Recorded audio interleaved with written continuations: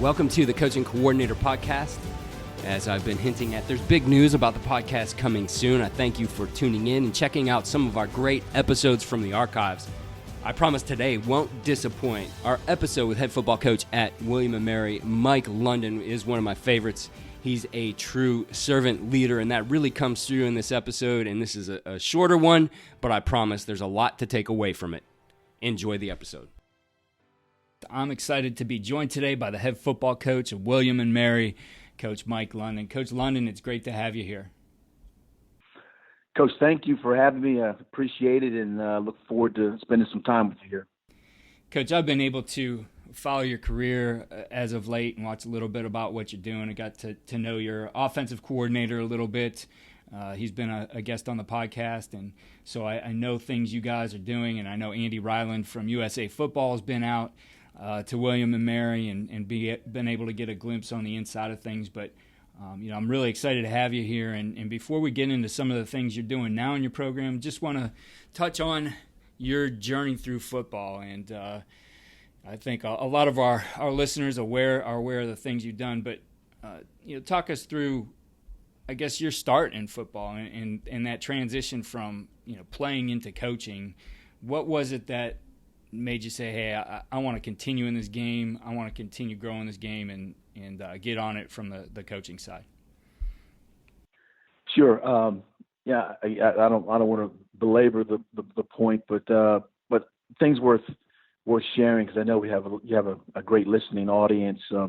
Actually, William & Mary was my first full-time job. Coach Slaycock hired me back in the mid-'90s. First full-time job. Prior to that, I'd had the journey of playing for University of Richmond as a player, signing as a free agent with the Dallas Cowboys when Tom Landry was the head coach. Spent a cup of coffee with the Cowboys, and a brief stint with the Boys and Girls Club of Richmond, Virginia. But I'd always wanted to be a U.S. Marshal or Secret Service agent, and so as that materialized, the quickest way to go that route was first to become a police officer. And so in Richmond, Virginia, there was a police academy that I joined right after the short stint at the Boys and Girls Club and with the Cowboys, and became a police officer. And shortly after the academy, I was in uniform for a short period of time, and then I became a police detective.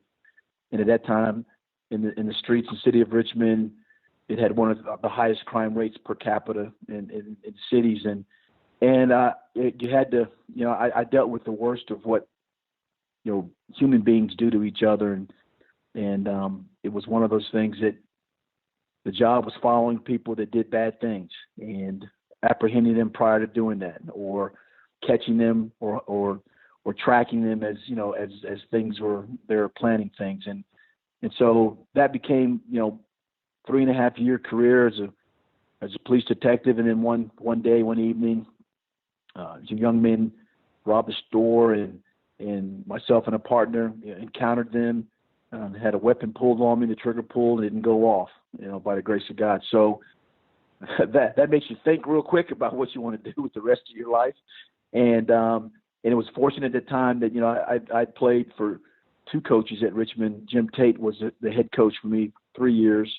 And since then, Coach Tate has passed on, God rest his soul. And then Dal Shealy became the head coach at Richmond my final year there. And on his staff was Jim Marshall, and Jim Marshall was the head coach at that time. So right after that incident happened, I kind of believe that, God has a plan and purpose for us all, and things happen that change or shape our lives. And right after that incident happened, I wanted to get into coaching, and just so happened that Coach Marshall was the head coach who was there when I was a player, who it was there at the time that I wanted to make a career change. And he said, hey, well, you can come and be kind of like a GA or part-time assistant. So I did that. And then like a year after that, 2 years after that, then I wanted to get into coaching full-time. And then Coach Laycock, William & Mary, hired me full-time. So that's how that started. And, just been really, without going through all the different places, but it's really been a blessing to me to have been an assistant coach at a place and then come back as a head coach. And that's William & Mary now, and Richmond as an assistant, and then come back as a head coach, UVA as a longtime assistant, and then come back as a head coach. And so now here it's kind of like William and Mary, first job, met my wife here, just all those things. My wife's mother lives 15 minutes, from school. So my wife was like, that's the best coaching job you've ever had, so a lot of good things, a lot of great things have occurred. And now I'm here at a really good place, special place that I'm used to, that I know from the area. And it's good to be back in the state of Virginia again. Coach, and looking back at that beginning, from having been out on the streets, where it was tough as a police officer, and then, eventually being the guy who led the Richmond Spiders to a national championship in 2008, and looking back, when after you won that and looking at, what you were trying to do to help people and help the city back at that time in a different way to really being able to uplift that community by being an example of excellence. Seeing that come full circle, what was that feeling like for you as you maybe look back on that and thought about, that path, to that point in your career? Yeah, that's a great question in terms of the analogy of being a police officer and working the streets of Richmond. And there's people there that obviously are in need of help. And again, I would say that not all police officers are bad. There's a small group that do things that obviously that shouldn't be done. And there's some atrocities that occur, things that happen that are not in line with, like a guy like myself. Like all I wanted to do was just like be a servant leader and help people and catch the bad guy and make sure the people that were living in their communities felt safe. I joined the Police Athletic League, so police officer also in an area where you're dealing with the youth and you're teaching them and coaching them. So, it was a profession that, again, that I chose and I thought that I could do some good at. And then coming back from an athletic standpoint, from a coach, and then reaching out into communities and, during the, I'm a big bone marrow donor advocate because I donated my bone marrow to my daughter Tyson about 14, 15 years ago, which actually ended up saving her life after the doctor said the odds that a parent could be a match to their own child were, 10,000 to 1, or I've heard crazy numbers, 1,000,000 to 1, very rare. To be able to come back in the community and hold the bone marrow drives, to go out and do the Boys and Girl Club things, to do camps and clinics for youth area coaches, to use the stories of having been a player, police officer, and now a coach in the Richmond community. It was kind of surreal because I went to school at Richmond, so how you can impact the community by not only what I was doing, hopefully as a police officer, but also as a head coach, assistant coach, player, and then the head coach coming back and winning the championship, for the school and for the city. So it's a process that you go through, and you look back and you just say, man, that was great. And, you never let man put a period where God puts a comma. And so he said, that just means, all right, so where else can I go? What else can I do? So that's kind of where I am now, this point in my career. A bit, having been in the ACC and the NFL and, just HBCU school at Howard and the Colonial, it's been a fantastic ride for me and my family. And now it's great to be back in, as I said, in the state of Virginia, where basically I started my career at Tabb High School, then Bethel High School. It's just one of those things. It's been neat to watch. My son's on the staff now. And have a lot of good coaches, as you mentioned, Coach Marion, young, good, great coach, Vincent Brown, who played in the NFL for several years, has been with me, Richmond, Virginia, Howard, William and Mary, great man, great family guy. And so I have a great staff of guys that hopefully as you go along in this profession and you adopt your culture, ours is go to class, show class, treat people with dignity and respect. You bring in those type of men, and so they can be part of the culture of running a program, and that's where we are right now. But I know your question was about the similarities between being a police officer and a coach, but it's been kind of a journey to where we are right now, and and very, very proud and very humble, to be at this position now and having a chance to do great things. I think the key word or phrase you said there was, the servant leadership. And I think as you've talked about all the things you've done and the things you're doing as a football coach, really the opportunity that this game presents for us, whether that's in our small community as a high school coach or on a bigger stage, is the ability to go out and use the platform we have of football to help other people outside the game, as well as certainly we're developing young men and we're developing leaders. But then to be able to have that outreach, I think, is incredible. And I hope that every coach has some kinds of those experiences in their career. If you're not, I think you need to be out looking for them. I was just telling somebody the other day of one of the best experiences I had in the game was when I coached in our state's all-star game here in Ohio when I was a high school coach.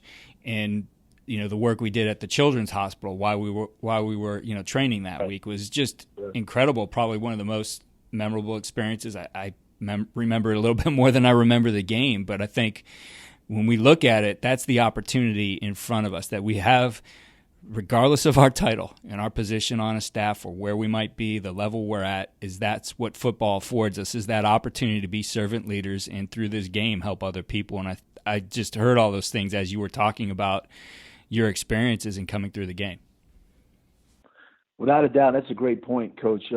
And so my daughter Tyson, when she was going through we were going through the process of chemotherapy and things like that. And I remember I was an assistant at Virginia and Coach Groh. We were during the spring, and you normally practice Monday, Wednesday, Fridays, and we practice on Saturdays, and sometimes you practice 1 o'clock or whatever. But he knew the situation, and he knew that my wife and Tyson were staying at Johns Hopkins Hospital.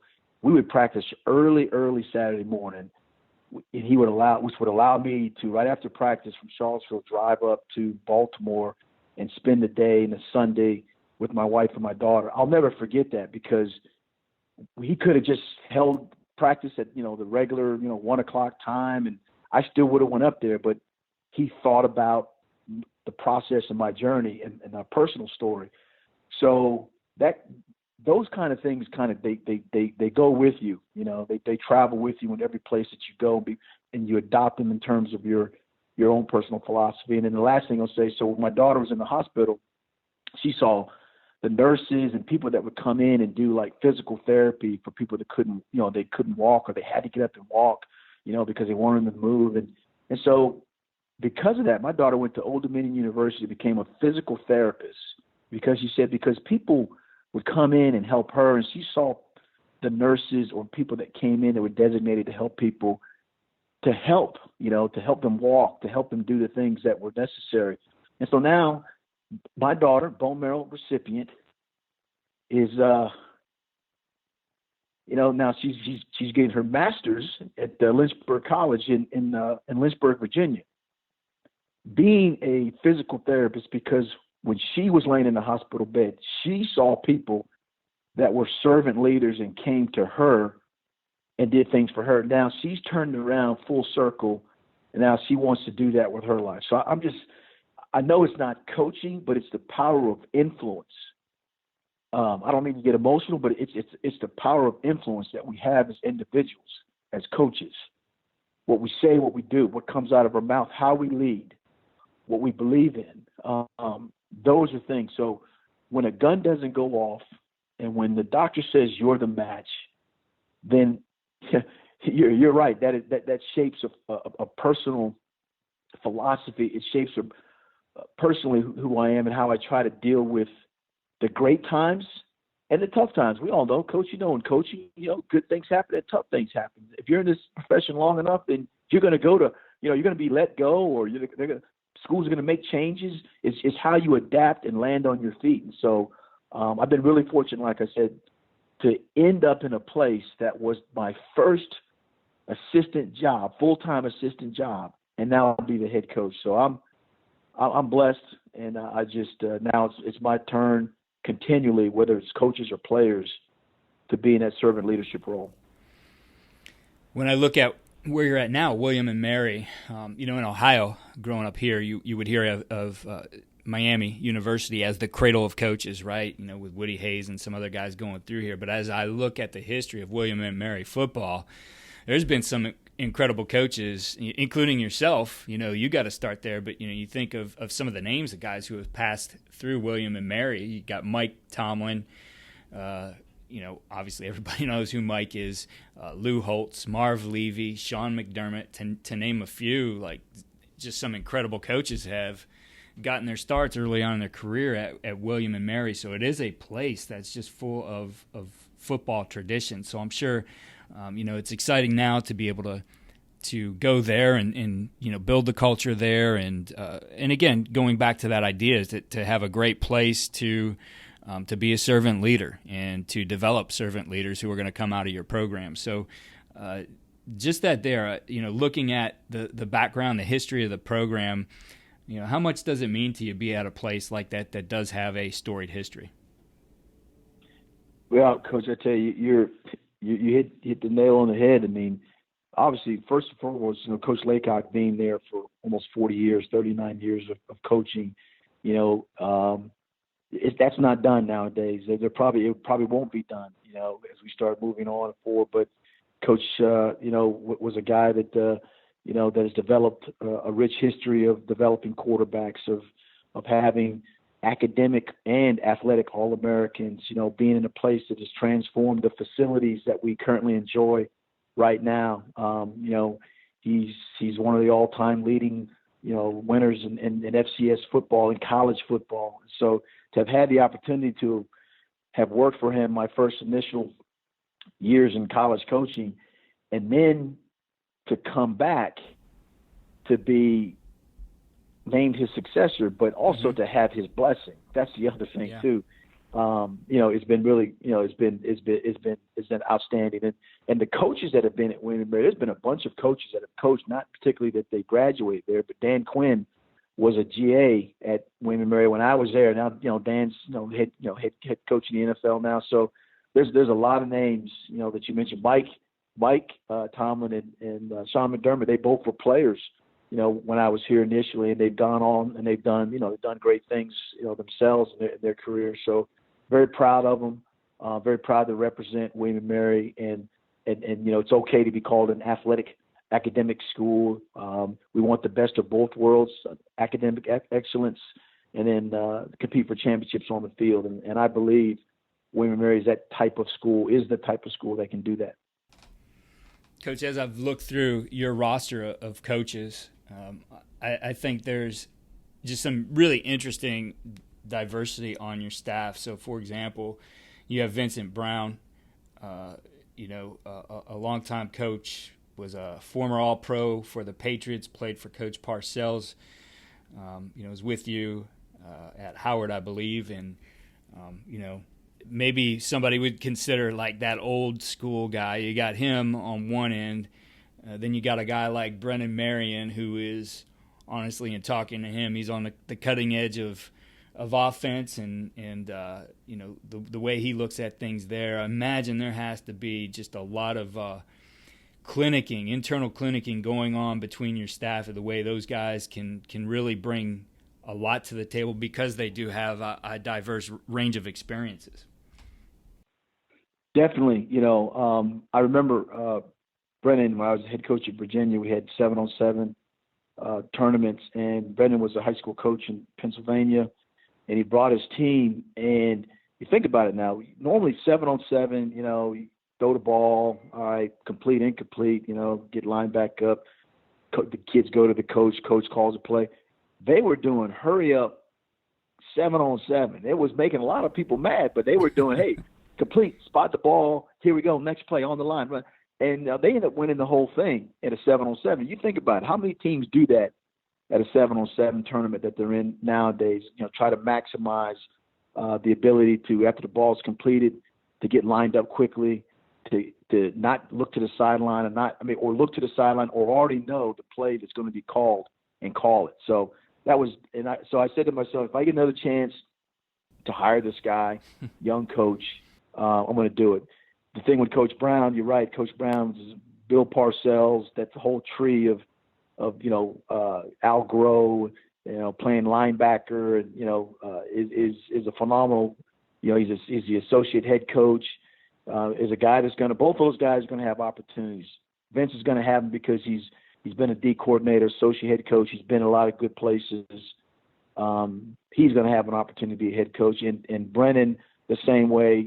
Young coach, hot. Is going to be on the short list of a lot of places, and my job as a coach is to help facilitate the guys that are here, to help them to move on, because it happened to me when I was with a Jim Reed or Al Groh or Tom O'Brien. They were helping me develop and move on, and we as head coaches sometimes we can't bury our heads in the sand. There are guys that want opportunities that are out there to be out there for them, and hopefully you develop your own tree, and not you develop the tree for yourself, but again, faith, family, and football are the reasons why I do things, and someone believed in me, was faithful enough to me to hire me as a coordinator or a camp director, recruiting coordinator, and then someone said, hey, what if we want you to be the head coach? So that's a process that you go through, and so my job now is to help these guys that are on my staff. Coach, one of my team members here at USA Football, Andy Ryland, just recently spent some time with you guys, and talked a little bit to Andy this morning and last night over the course of the week, and he's giving me his thoughts on some of the things he saw, and he felt like the learning there in your program was something he was very impressed with. That you don't get that all the time. That especially learning from people on the outside and looking for guys who are experts maybe from different levels to come in and clinic you. And he was impressed that you guys would bring him in, and certainly humbled by it as well. To have the opportunity to come out and serve you guys and teach you a few things. But he felt that was something that was probably big to you, that it's important that in this game you keep learning and evolving. Oh, without a doubt. Andy did a great job earlier during the December spring practice period. Eric Korm, our sports and performance director, we are into what's happening now just culturally. It's at some places, but what's happening more and more is that the sports performance is the things about how you practice, the periodization of how you practice, the rest and recovery ratio, the monitoring the heart rates, being educated on heat stroke, heat exhaustion, sickle cell, asthma, being educated on all those things is relevant, and it's needed. It's needed now, and in particularly our game, and the more that me or my staff can be coached, taught to, educated by, be informed with, aligned with, or something's only going to make what we teach and what we do even better. And the number one goal of all of this is player wellness and player safety. So you have a group like USA Football, Andy and yourself, that has done extensive research and background, have done some things with some NFL teams, some other FCS teams, high school, youth organizations, and say, hey, this is another way, this is another teaching tool. These are the things that you can add to what you already do, and hopefully create a system, or hopefully create kind of a culture of how do you tackle, how do you prepare to tackle, how do you track, what kind of drills can you use without full contact, in terms of giving you the type of movement skills that would allow you to be in the same position when you are in a full contact mode. And so, just like, our equipment is a 5-star in terms of helmets and things like that. We are above standards in terms of what we wear. And so if you take what we wear, what you guys do, what Andy did with our team and with our coaches, with educating, our medical staff does a great job of, the whole baselining young men because of the incidences of concussions and CTE. educating our players about, there's no coach that sends a player back in a game or in a practice. Educating our players about, what it may feel like or what it feels like, what are the signs and symptoms if they're feeling uncomfortable, if they can't quite get their senses, it's a collaborative effort in how we do things, how we practice. We're a team that wants to run 85 plays a game, but there's a way you can train to do that. The old school way of 1,000 sprints, let's go, that's over with. Those days are over with. And so, it's something that, adding, what Andy does for us and what we're going to do, partnering with USA Football, is just, it's another mechanism. It's another technique. It's another entity that's going to hopefully make our program a better program, and then ultimately, emphasize, as I said before, the safety and well-being of our student athletes. I had the opportunity to talk with Eric Quorum on the podcast probably back in the early days, a couple of years ago when I first started this, and he was with the Texans at the time. And we talked about sleep. That was the whole podcast was about sleep and rest. And when you talk to that guy, I was like, wow, I never even thought of some of these things before. But like, incredible that you're implementing these things with your players. That position, but especially a guy like him in the staff that he's put together for you guys, I think is becoming so important in the game right now that we used to think of the strength coach, as the guy we sent our players to. They go lift and they come back to us. But now with how that part of the profession has developed into really high performance, you call them performance coaches now, those guys are such an important part really about how we're developing our skills. And as you said, like thinking about the training of our team and, putting them on all the wearable technology and understanding where they are physically as a player, really all things that help that individual athlete play this game in a safe way and maintain his health. But also because of that, it's making us a better team. And that translates to what happens out on the field on Fridays and Saturdays. It does, and William and Mary, our program, from the President Rowe to athletic director Samantha Hughey to what Eric has employed and what we've adopted, what I've adopted as a head coach, because it makes sense to me. And you're right. There's some, like it's old school. We're going to do it this way. I've always done it this way. We live in a kind of a scientific in terms of how the body works and what works and how do you monitor sleep, monitor what you eat, how you practice, the periodization of you go hard for a certain segment and then you back it off, and then you could do those things because you can increase it at levels that are not harmful to the players. So there's all kind of the medical parts that's entailed in this. I just think it's a collaborative effort. And when you have, your like people like Andy, like you guys, like our sports performance group that Eric has, our medical staff, how you educate the players, how you educate the coaches, the equipment that we wear, understanding that that it's a physical game and there's high contact in a lot of areas, but you can do some things and best practice methods that can lessen some of those things that become major issues if you don't pay any attention to them. So again, it's just being at the right place at the right time with leadership that says this is important. Student wellness center, mental health, that's critical as well. Sometimes we don't even talk about that as much as mental health and wellness, because that's a critical component.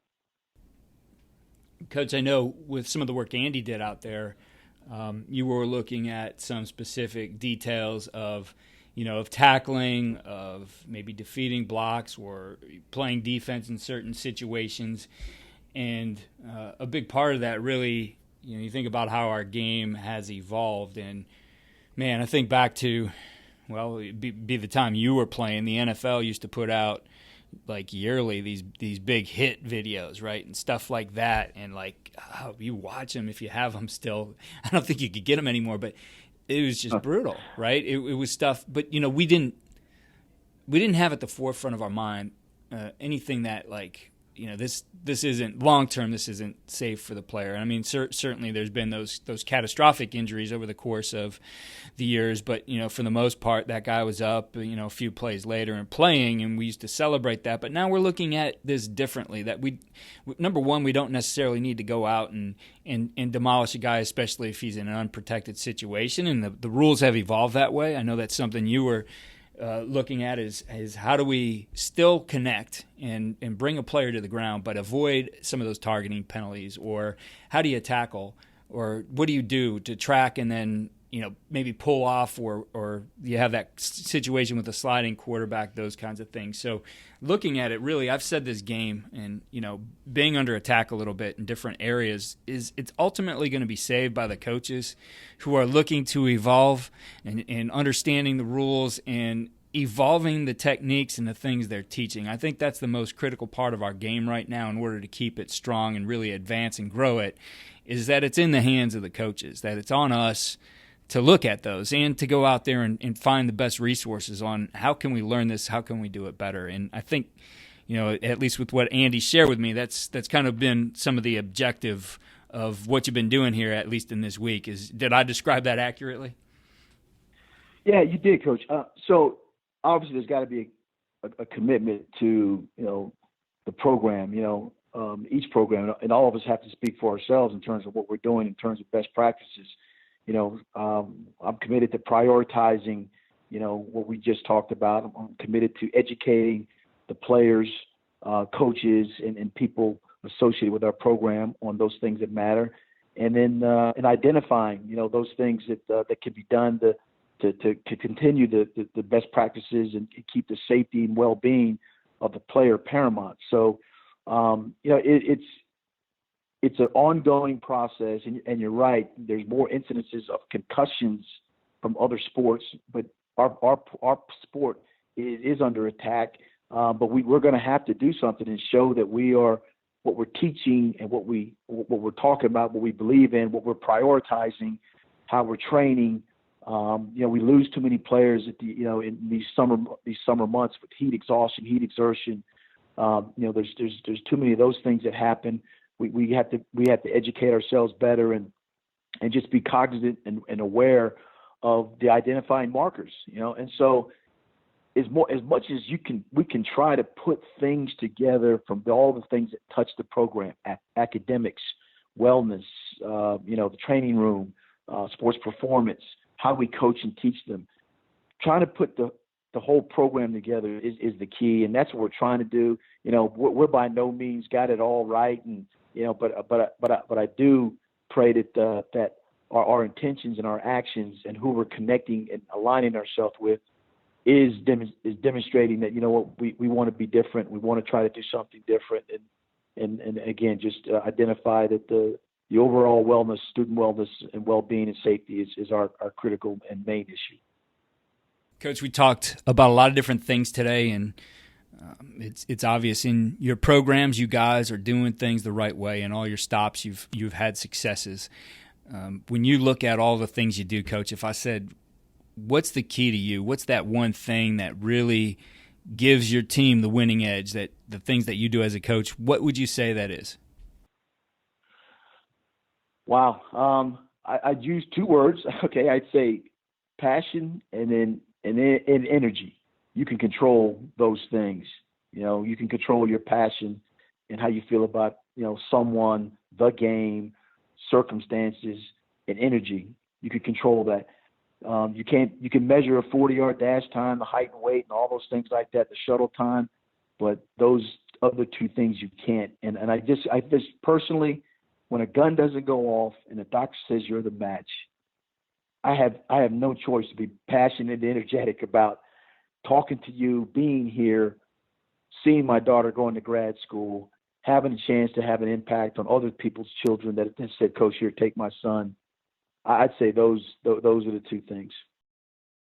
Well, Coach, I really appreciate you taking the time to talk about some of these things, sharing with us some of the things that are important to you and important in your program.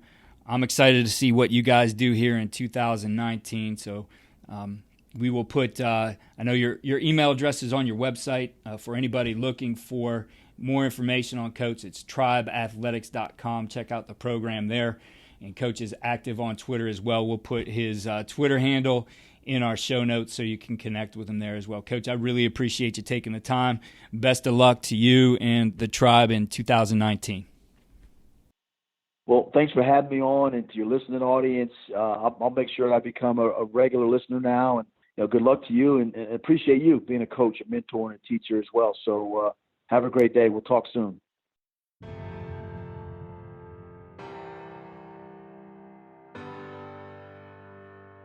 Thanks again for tuning in to the Coaching Coordinator Podcast. Follow me on Twitter at Coach K. Grabowski for more news on the podcast, as well as some great daily content. That's at Coach K. Grabowski.